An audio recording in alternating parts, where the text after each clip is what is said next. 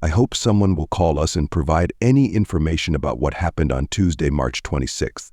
It was raining heavily in a small town near New York.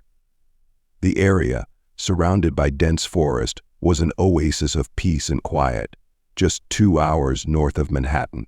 The local school bus had stopped on Sampson Villa Road as usual, and Joe Martin, the popular boy in school, the star of the local track team, was supposed to be on the bus. But he didn't get on, and that rainy Tuesday became the beginning of a 12-year nightmare. We don't know where Joe is or what has or could have happened to him. So if anyone knows anything, we would be grateful if they could provide any information. Joe Martin didn't show up for school, he just disappeared. The only person who could provide any clues was Joe's brother, Bill. According to Bill, the last conversation between the two brothers took place around 10:30 p.m. That night, Joe told Bill that he had arranged to meet his friends Daniel and Alex. They were planning to go out to see a comet streak across the northern sky that night. The next morning, when Bill realized that Joe had not slept in his bed, he expected to see his brother on the school bus with his close friends. Alex Barsky was the first to board the bus, since his stop was right behind the Martins' house. Bill asked Alex about Joe, and Alex replied that Joe had not shown up the night before. Alex and Daniel waited for Joe for about an hour, but then they had a few beers and went home. When Joe's mother, Caitlin, learned that her son was not at school, she began calling other parents, but no one had seen or heard from Joe. Frantically worried about her son's disappearance, Caitlin called the state police. The police initially theorized that the boy might have run away. In conversations with Joe's parents, the officers learned that he had previously left home without notice, stayed out late at friends' houses, or stayed overnight. The case was assigned to New York State Police Detective Daniel Bien. The first person he interviewed was Joe's brother, Bill, since Bill was the last person to see Joe before he disappeared. Bill told the detective about the conversation that night and his brother's plan. Bill's story was corroborated by Joe's two best friends, Alex Barsky and Daniel Malik. They had been friends since before kindergarten and jokingly called each other the Three Musketeers. The three friends were always together, even building a cabin in the woods where they planned to watch the comet. Alex and Daniel gave matching statements to Detective Bien about how they planned to meet on the corner of the main road, but Joe didn't show up, so they went to their cabin and sat there watching the comet together. Their statements were corroborated by witnesses who said they had seen the two boys on the road on Monday evening before the children entered the woods. Detectives focused their attention on the area between the Martins' house and where the group had agreed to meet on Schwabe Road, about 1.5 miles of forest road. They searched every small path. Detective Bien thought that Joe might have been late for his appointment with his friends because his mother had gone to bed later than usual, and that Joe might have tried to shorten the time by taking shortcuts or even hitchhiking. While searching the area, the detectives found a piece of broken glass from a car headlight. There were no street lights on Sampson Villa Road, so they couldn't rule out the possibility that Joe might have been hit by a car, and the driver tried to cover his tracks. When they examined the glass more closely, they found hairs on it and immediately sent it to the forensics lab for analysis. The results came back quickly. It was indeed hair, but not human hair, but that of a raccoon. The search continued, and the search area extended beyond the area between the Martins' house and the corner of Schwabe Street. Joe, Daniel, Alex, and their friends searched the woods. Local fire departments were also involved, but found no trace. Meanwhile, Detective Bien decided to dig deeper into Joe's family history. It turned out that Joe's father had died 7 years earlier in a roofing accident, and his mother, Caitlin, had remarried a family friend named Lance. When Lance, the new man in the family's life, came into Caitlin's life, Caitlin's children had a hard time accepting him. They felt like he was stealing their mother. Joe was the most resistant. The first time he met Lance, he told Lance, "You better never make my mother sad." Experienced detectives know that tension between a teenager and a stepfather is normal. But on the night Joe went missing, Lance wasn't home, which led the police to start suspecting him. In fact, Lance immediately became the prime suspect. When Detective Bien questioned Lance, he appeared very nervous and upset, which only added to his suspicions. Furthermore, there was no concrete evidence of Lance's whereabouts that night. Lance claimed that he had been in Manhattan on business in the city, and that he usually left on Monday mornings and returned on Thursday evenings. However, the week Joe went missing, he returned on Tuesday afternoon. Detectives speculated that Lance could have left earlier, on Monday night, and that he could have done whatever he wanted with Joe and returned on Tuesday without leaving a trace. Joe's mother, Caitlin, did not believe that her new husband could do such a thing. But the police told her bluntly, "It's always mom, it's always dad, it's always stepdad." Lance could not provide any strong evidence in his defense, except for a receipt from a Walmart store on Tuesday morning at 9:05 a.m. The drive from Martin's house to Manhattan was only about a 2-hour drive, so the theory that Lance could have been traveling back and forth during the night could not be ruled out. Lance had no alibi, but suddenly evidence emerged that cleared him and changed the course of the case. Investigators discovered that Lance had made a call from his New York apartment land around the time Joe went missing, between 10:30 p.m. and 11 p.m. This was the last time Joe spoke to his brother and met with friends. Lance could not have been in two places at the same time, which ruled out his involvement in Joe's disappearance. Lance was genuinely concerned about Caitlin's children, even though he was not their biological father. He was so emotionally devastated that he forgot who he had called to confirm his alibi. After eliminating Lance as a suspect, the detectives had to expand their investigation. They began combing through their database, looking for people with criminal records, especially those who might be interested in teenage boys in the Martin family's neighborhood. There was a person who fit that description living in the area, but the investigation turned up no signs that this person was involved in Joe's disappearance. 11 days after Joe, 15, disappeared, Detective Bean returned to the woods near the boy's home to investigate further. He was interested in the shack that Joe and his friends had built for a hangout. There he found a few bottles of beer, but there was no evidence that Joe's friends had lied. But the bottles raised a question: how could underage boys be drinking when the laws on the sale of such products in the United States are so strict? The answer led Bean to a new suspect. He discovered that Joe and his friends sometimes got beer from a neighbor, an 18-year-old named Casey. But when the police wanted to question Casey, they ran into a problem. The police discovered that Casey had stolen a truck and left town. Casey, a known drug user with a lengthy criminal record, had disappeared shortly after Joe disappeared. Detectives suspected two possible scenarios. First, Joe may have voluntarily accompanied Casey on his trip. But Joe's mother, Caitlin, immediately dismissed this possibility because Joe had left behind his favorite jacket and more than $30 in cash, a large sum for a boy his age, which he had earned on his own. The second, more frightening scenario was that Joe had been taken by Casey against his will. A few days later, Casey's stolen truck was discovered. A witness told state police that the truck had been seen about 35 kilometers north, in the neighboring town of Kingston. The witness went to the gas station and saw Casey with a blonde boy in the car. Patrols were immediately dispatched to investigate. When they arrived, local police stopped the truck and arrested Casey.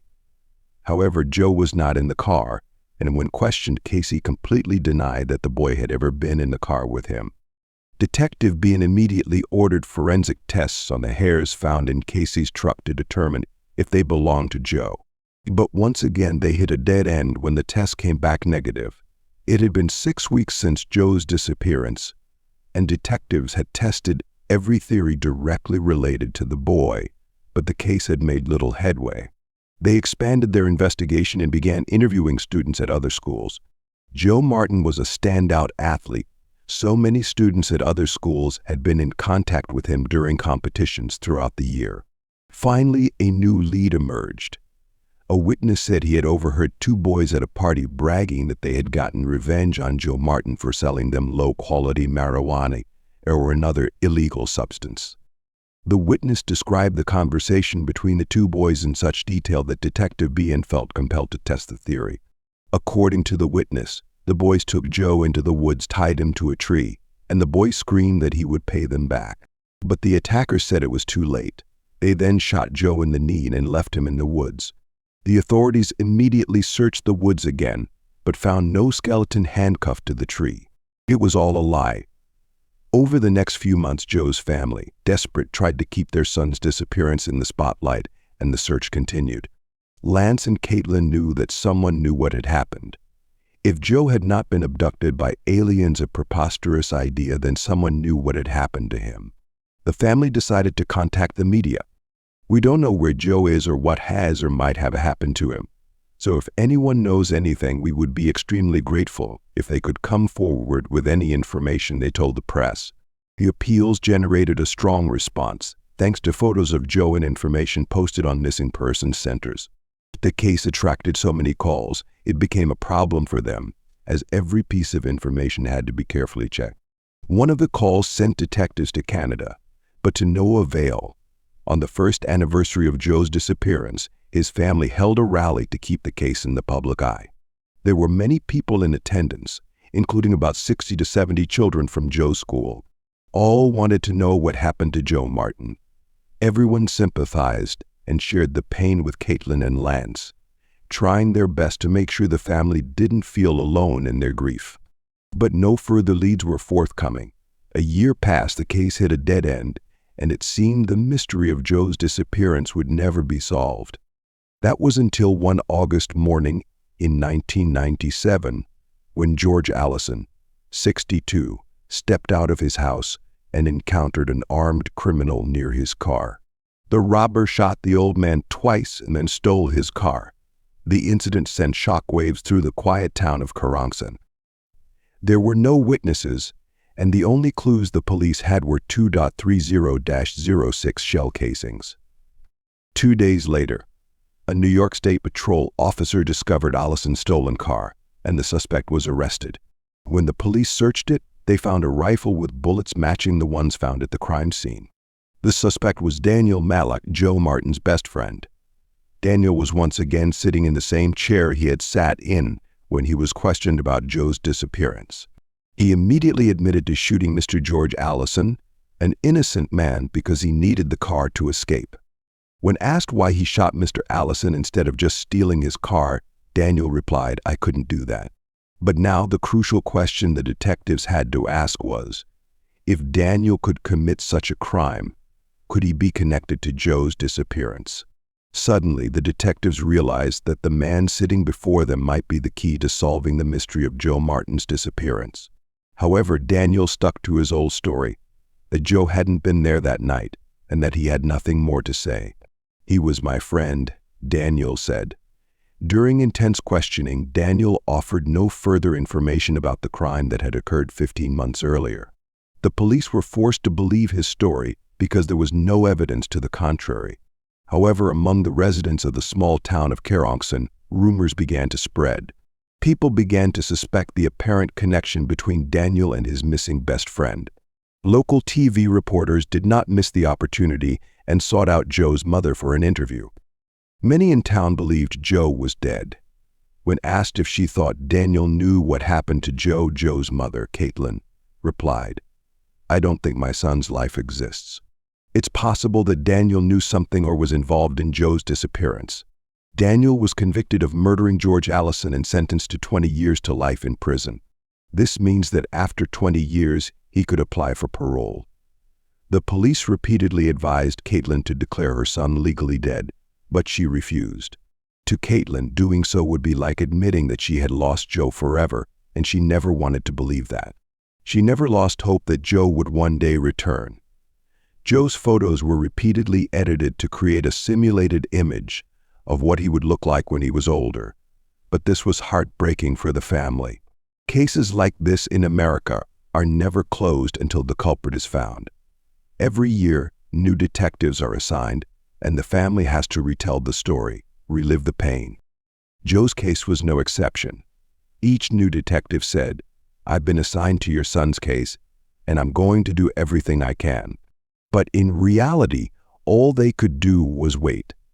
In November 2007, a new detective, Peter Sirigliano, was promoted and given a box of files on cold cases, that is, unsolved crimes.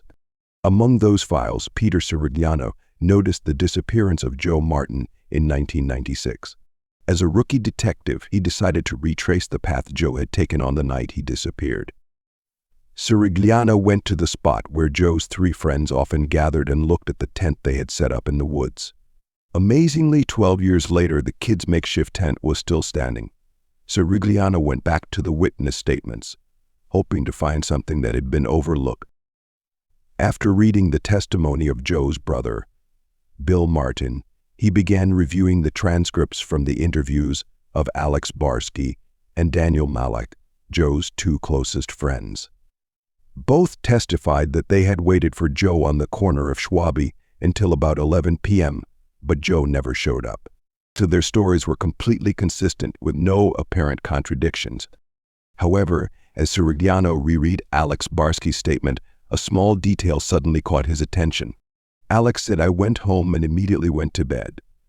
The word immediately puzzled Sirigliano because no one in their right mind would say that they immediately went to bed. Usually, people would just say, "I went home and went to bed." Sirigliano also noticed another oddity in Daniel Malek's statement.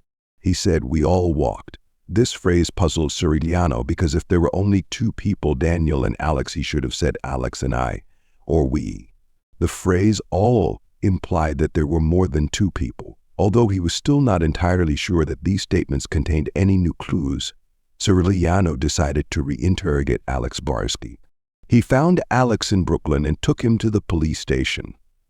At the beginning of the conversation, Sirigliano placed a photo of Joe Martin in front of Alex to observe his reaction. Sirigliano paid close attention to Alex's reaction to the photo. He noticed that Alex seemed to choke up, and he was silent for about 15 seconds before asking, "They're still looking for him, right?" Sirigliano replied, "No, Alex, he's dead." Alex's reaction was even more pronounced. His face turned red, but Alex stuck to the story he had told for the past 12 years. Sirigliano then asked Alex to take a polygraph test. Sirigliano explained that if Alex told the truth, the police would never bother him again. Alex agreed to take it. The results of the test did not surprise Sirigliano. Alex Barsky failed the polygraph test. The interrogation continued, and every time Sirigliano felt that Alex was getting closer to confessing, he asked to go outside to use the bathroom. Sirigliano couldn't push too hard because Alex wasn't under arrest and could end the conversation at any time. The detective tried to appeal to his emotions, talking about Joe's family and the years of pain from not knowing the truth. Finally, Sirigliano put his hand on Alex's shoulder and said, "Alex, you need to release this. It's trapped inside you. You've lived the last 12 years looking back. You knew this day would come." After 13 hours of questioning, Alex began to speak. "If I can't give you the body, then." Sirigliano was shocked to realize that Alex had just implicitly admitted that Joe was dead and that he knew what had happened. Alex still tried to avoid a direct confession, but eventually he admitted that a metal bar hit Joe in the head. When Sirigliano asked what that meant, Alex explained that Daniel had hit Joe in the head with a metal bar. Alex then joined in beating the boy several more times. Sirigliano convinced Alex to take him to the scene of the incident. They followed the Samsonville road that Joe had taken that fateful night. Alex recounted that Joe did indeed show up around 23 as promised, and that the boy was in a very good mood, suspecting nothing. As the group walked through the woods, Joe had no idea that Alex and Daniel had planned this for several days. The three of them went to a cabin in the woods, and they drank a few beers. At one point, Daniel asked Joe to give him another beer. When Joe bent down to get the beer, Daniel hit Joe hard on the head with a metal bar, fracturing his skull. Daniel continued to hit Joe several more times. Alex then joined in, hitting Joe several more times with the metal bar. After Joe was immobilized, the two wrapped his body in a dirty blanket, put it in an old wheelbarrow, and hid it under a large rock in the woods. The next morning, the two calmly took the bus to school and even confronted Joe's brother, Bill, without giving any signs of it. Sirigliano asked Alex where exactly they had hidden Joe's body. At first, Alex couldn't remember the exact location, but eventually they found a clearing in the woods. Alex pointed to a large rock and said, "I think it's down there." When they moved the rock, they found the dirty blanket Alex had described, but Joe's body was no longer there. Alex explained why Joe's body was no longer there. About 6 years ago, in 2002, Alex had returned to the site. He had taken a taxi from Brooklyn with a grisly purpose. He would dig up Joe's body, put Joe's bones in several different trash bags, and leave the blanket under the rock. He then returned to Brooklyn, and along the way, Alex asked the driver to stop at various places so he could throw the bags containing Joe's bones in different trash cans. Of course, when the police and forensic experts arrived at the area, they did a thorough inspection. Although Joe's body had been scattered, the experts still found small bone fragments and a few teeth. The DNA from these fragments matched Joe Martin's DNA, confirming that Alex's story was true. When the detectives broke the news to Joe's family, Caitlin felt as if the ground had fallen out from under her. When Joe disappeared, Alex and Daniel continued to act as if they were part of Joe's family. They joined in the searches, cried and said "I'm sorry" to the family, pretending that they were worried and heartbroken.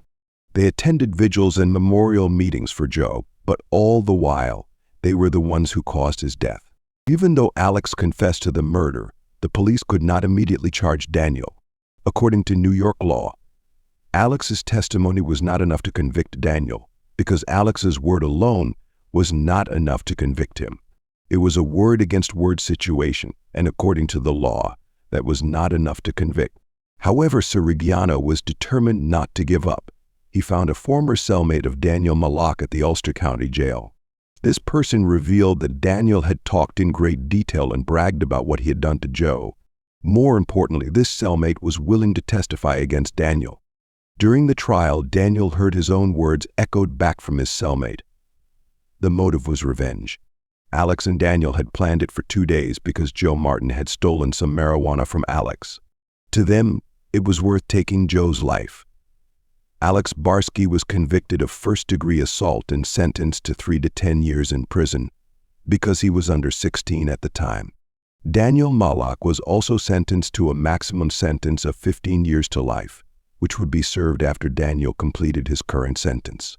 Joe's stepfather, Lance, stated that he and his family would be present at every one of Daniel's parole hearings to make sure he never got out of prison.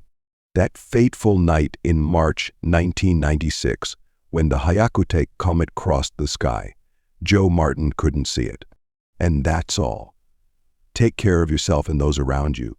Be kind and remember that no one can escape justice.